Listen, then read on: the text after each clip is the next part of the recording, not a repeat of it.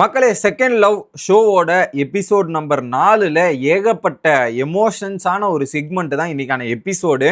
குறிப்பாக அவங்க லைஃப்பில் நடந்த ஒரு மொமெண்ட்டு.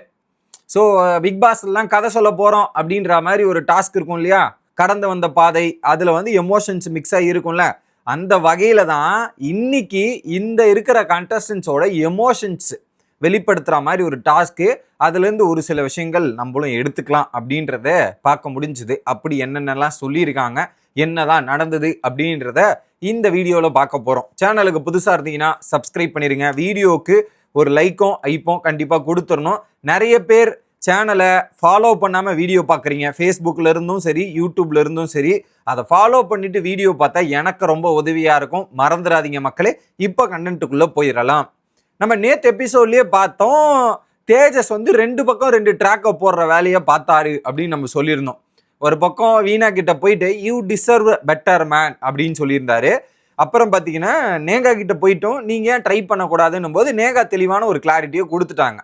இன்னைக்கு வந்து பார்த்தீங்கன்னா தேஜஸ் வந்து வீணா கிட்ட பேசுகிறார். ஓகே, ஸோ நமக்குள்ளேயும் ஒரு சில நமக்குள்ளேயும் ஒரு அழகான மொமெண்ட்ஸ்லாம் இருக்குது, நீ வந்து அதை மறுக்கலாம், யூ கேன் டெனி இட், பட் நமக்குள்ள ஒரு மொமெண்ட்ஸ் எல்லாம் உருவாகுது அப்படின்ற மாதிரி வீணா கிட்ட பேசுறாப்புல.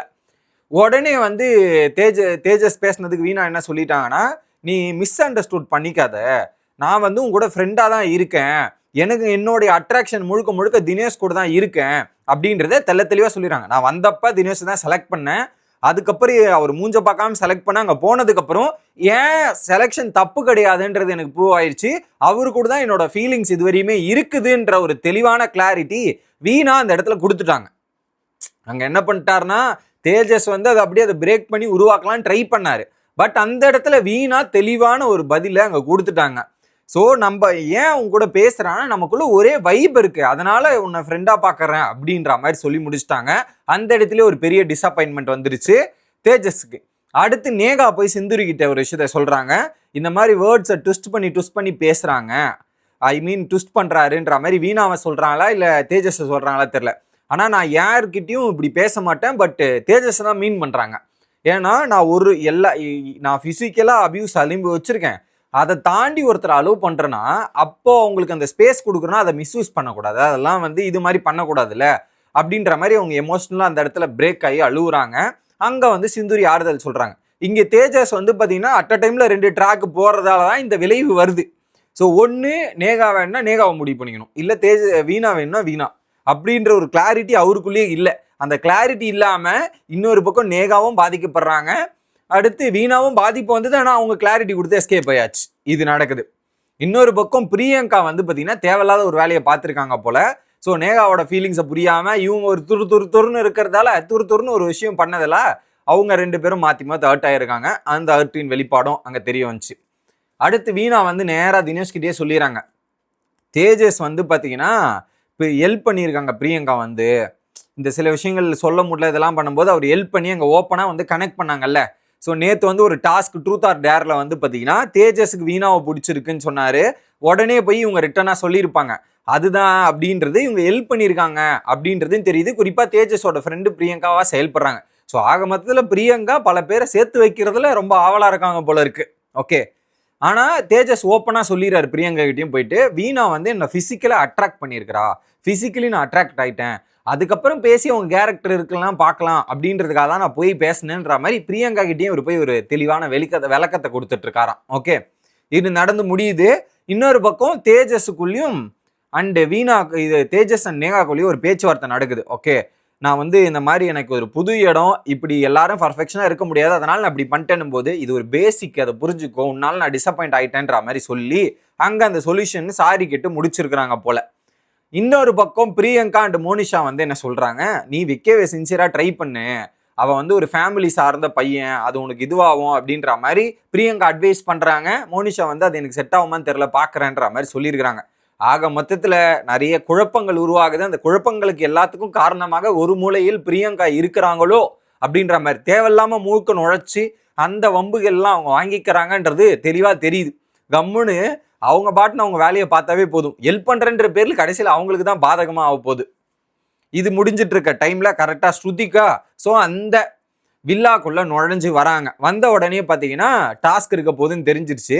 வந்த உடனே உங்களுடைய ஹெவி மெமரிஸ் சீக்ரெட்டை நீங்க அன்லாக் பண்ண போறீங்க அப்படின்ற மாதிரி குப்பீடு வந்து வேலையை, அந்த ரகசியங்களை உடைக்கிற வேலையை ஆரம்பிக்கிறாங்க. ஃபர்ஸ்ட் வெக்கே வராரு. வெக்கே வந்த உடனே பார்த்தீங்கன்னா அங்கே ஒரு பெரிய கிஃப்ட் பாக்ஸ். அந்த கிஃப்ட் பாக்ஸ் ஓப்பன் பண்ணு. வெக்கேக்கு வந்தது பார்த்தீங்கன்னா சரக்கு பாட்டில், ட்ரிங்கிங் பாட்டில். ஐ மீன் என்னன்னா அந்த சரக்கு காலியான ஒரு பாட்டில். அதை பார்த்த உடனே வெக்கே எமோஷனல் ஆயிட்டாரு. எனக்கு இந்த ட்ரிங்கிங், ஸ்மோக்கிங் இந்த ஹேபிட்ஸே வராது, சின்ன வயசுல இருந்து இந்த ஹேபிட் எனக்கு ஏன் வராது அப்படின்றதுக்கு அங்கே ஒரு பேக் ஸ்டோரி இருக்கு. அவங்க அப்பா ட்ரக் அடிக்ட்டு, ஐ மீன் சரக்குக்கு அடிக்ட் ஆயிட்டாரு. அதுல இருந்து பார்த்தீங்கன்னா மீண்டு வர முடியல. அதுக்கப்புறம் ஒரு இஷ்யூ ஆயிட்டு இந்த இன்சிடென்ட் சொன்னார் இல்லையா, நான் எமோஷனலாகவும் பேசியிருக்கேன். ஏன்னா இது ஆல்ரெடி நான் பிக் பாஸ் டைம்லேயே என் ஸ்டோரி நான் சொல்லியிருக்கிறதால எக்ஸாக்ட்லி இங்கே வைக்க என்ன சொன்னாரோ அது நானுமே அனுபவிச்சிருக்கேன். அது எனக்குமே தெரியும் அது எவ்வளோ கஷ்டம் எப்படிலாம் இருக்கும்ன்ட்டு. ஒரு பாயிண்ட்ல வந்து அந்த லிவர் டிரான்ஸ்பிளான்ட் பண்ணுற அளவுக்கு போயிட்டு அவருக்கு டியூபி வந்திருக்கு. அதுக்கப்புறம் சர்ஜரி பண்ணி 6 மாதம் பெட்டில் இருந்து அதுக்கப்புறம் இறந்து போயிட்டாரு. ஸோ கரியரை விட்டுட்டு எங்கள் அப்பாக்காக என் ஃபேமிலிக்காக சூஸ் பண்ண தருணம் இதுன்ற மாதிரி சொல்லிட்டு இருந்தார். ஸோ அது ஒரு பெரிய பாதிப்பை ஏற்படுத்துங்க. சின்ன வயசுல நடக்கிற விஷயங்கள் எல்லாமே நம்மளுடைய இன்றைய லைஃப் வரையுமே அந்த தாக்கம் இருந்து தான் ஆகும். அதுல நடக்கிற விஷயங்களை நம்மளால எரேஸும் பண்ண முடியாது, அது கரெக்ட் தான். ஆனா அவர் ஒரு பாயிண்ட் சொன்னார்ல, நான் இந்த விஷயத்த பார்த்ததுக்கு அப்புறம் இதை தொடவே கூடாதுன்ற ஒரு எண்ணம் எனக்கு அதை பார்த்தாவே அந்த ஞாபகம் தான் வரும்னார்ல, எனக்கு கரெக்டா அதை ஸ்ட்ரைக் பண்ண முடிஞ்சு. அவர் சொன்ன எல்லா ஸ்டோரிஸுமே ஆல்மோஸ்ட் 80% என் லைஃப்லயும் நடந்திருக்கு சிமிலரா. வெக்கே சொன்னது 80% சிமிலர் டு மீ அப்படின்னும் போது எல்லாமே கனெக்ட் பண்ண முடிஞ்சுது. அதை வந்து அந்த விஷயத்த பார்த்தம்போது நமக்கு இந்த ஞாபகம் தான் வரும்ன்றதா இருக்கட்டும், அந்த ட்ரக் அடிக்டால என்னென்ன பிரச்சனைகள் ஃபேமிலியில் உருவாகும்ன்றதா இருக்கட்டும், இது எல்லாமே அழகா எனக்கு கனெக்ட் ஆச்சு. அதுலேயும் குறிப்பா அங்கே ஃபைனல் ஸ்டேஜுக்கு போனதுக்கப்புறம் என்ன அப்படின்றது சொன்னதுக்கப்புறம் அதுக்கப்புறம் தான் அவங்க விடுவாங்க, அது வரையும் உங்களால் முடியாதுன்னாங்களே, எக்ஸாக்ட்லி ஆல் சுச்சுவேஷன் மேட்ச் ஆச்சு. அது பார்க்கும்போது அதனால எமோஷ்னல் இந்த வீடியோ ரெக்கார்ட் பண்ணும்போது நானும் சொன்னேன் எமோஷ்னல் ஆகவே கூடாதுன்ற ஒரு இன்டென்ஷனோட தான் வந்தேன்.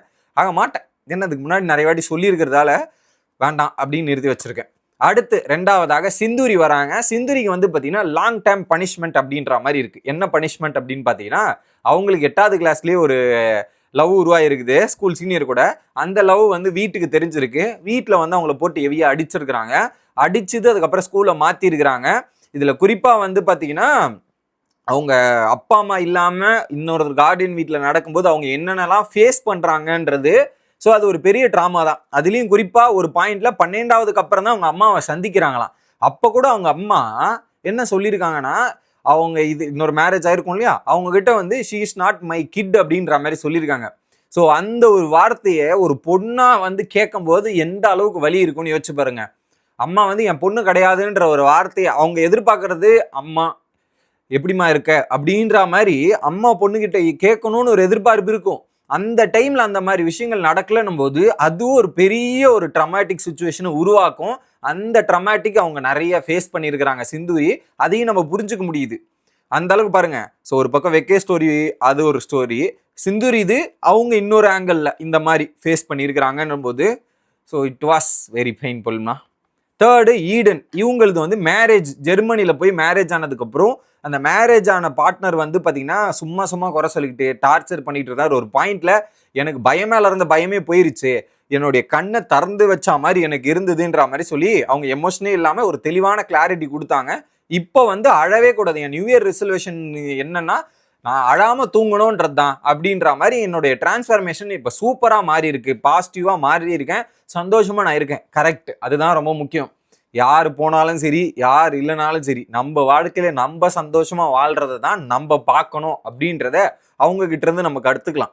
ஸோ ஐ மீன் அந்த ஃபீலிங்ஸ்லாம் இருக்க தான் செய்யும். பட் அதை கடந்து வந்து நமக்குன்னு ஒரு வாழ்க்கை இருக்கு, நமக்குன்னு ஒரு இது இருக்குன்றதை ஃபோக்கஸ் பண்ணா தட் வாஸ் குட். ஸோ இப்போ அவங்க பார்க்கும்போது நல்லாவே இருக்கு ஈடன் கிட்ட இருந்து. அடுத்து ராஜா வராரு. ராஜாவோட ஸ்டோரியில ஃபர்ஸ்ட் எய்ட் பாக்ஸ் அப்படின்னு. ஸோ அவர் என்னன்னா ஒர்க் பண்ணும்போதே பார்த்தீங்கன்னா அவருக்கு ஒரு பொண்ணு பிடிச்சிருக்கு. ஸோ ஆக்சுவலி ஒரு ராஜாவை பற்றி ஒரு ஸ்டோரி சொல்ல மறந்துட்டேன். நம்ம யூடியூப் சேனல்லேயே வந்து அவர் ஒரு கமெண்ட் போட்டிருந்தார், அவருக்கு மேரேஜ் ஆகலையா, அது லவ் பண்ணும்போது தான் அப்படி ஒரு சந்தர்ப்பம் நடந்ததான். மொதல் எபிசோட்ல போட்டோம் இல்லையா, அந்த எபிசோடு கீழே வந்து வீடியோல வந்து ப்ரோ அப்பெல்லாம் நடக்கல ப்ரோன்றது அவரே வந்து கமெண்ட்ல போட்டிருக்காப்புல. அதை சொல்ல சொல்லிட்டேன். ஓகே, அவருக்கு வந்து பார்த்தீங்கன்னா வேற ரிலேஜன்ல ஒருத்தவங்களை பிடிச்சிருக்கு போல. அதுல வந்து இவர் வந்து இந்த சினிமா கரியரை போகணும் அப்படின்றது இது. அப்போ அவங்க சைடில் வந்து ஒரு சினிமா கரியர் போனால் ரெகுலர் இன்கம்ன்றது இருக்காது, ஃபைனான்ஷியல் ரொம்ப முக்கியம் ஒரு மேரேஜ்ன்றதால. அப்புறம் பார்த்தீங்கன்னா அவங்க கூட பழகி ஒரு 2.5 இயர்ஸ் இப்படியே போகுது.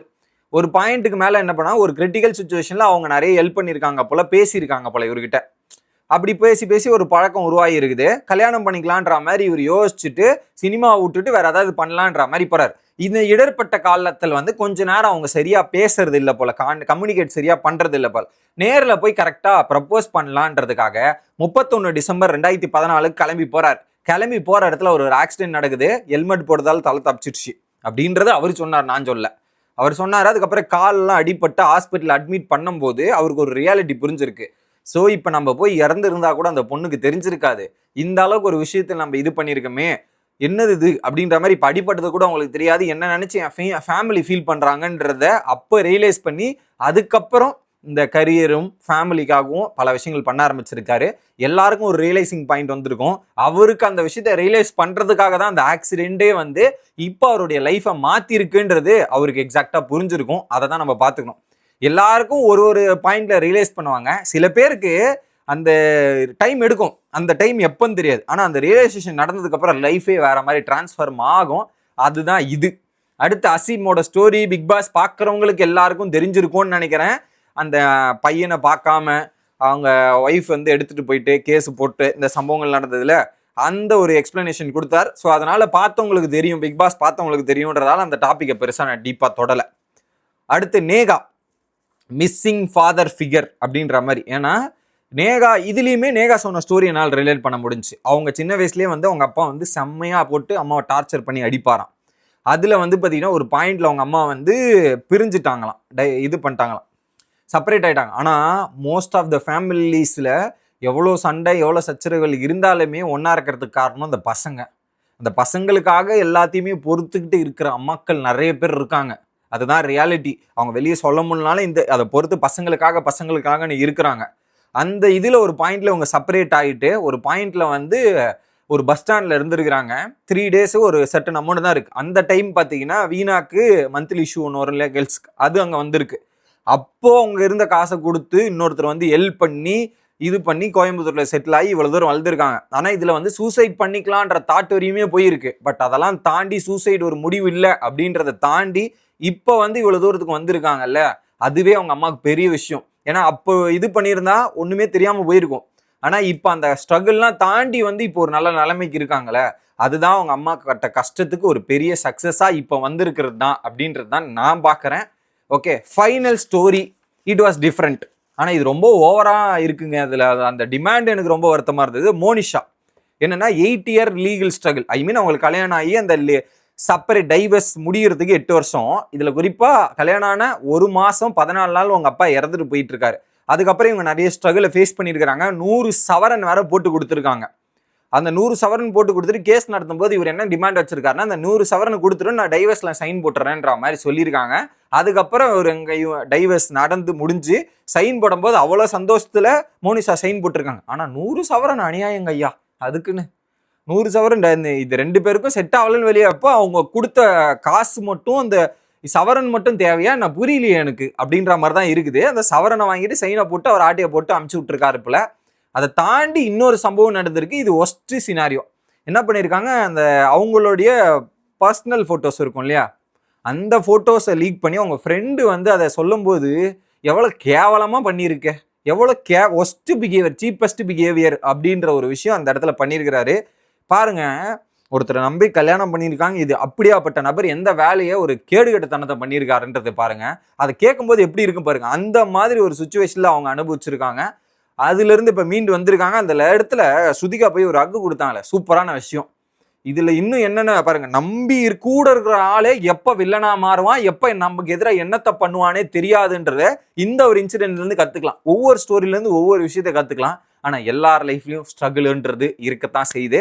பட் இதுல இருந்து நீங்க என்ன எடுத்துக்கிறீங்க, எந்த மாதிரி புரிஞ்சுக்கிறீங்க அப்படின்றத பார்த்துக்கங்க. ஸோ உங்களுடைய கருத்துக்களை கமெண்ட் செக்ஷன்ல சொல்லுங்க. மீண்டும் இன்னொரு வீடியோல வந்து சந்திக்கிறேன். Bye guys.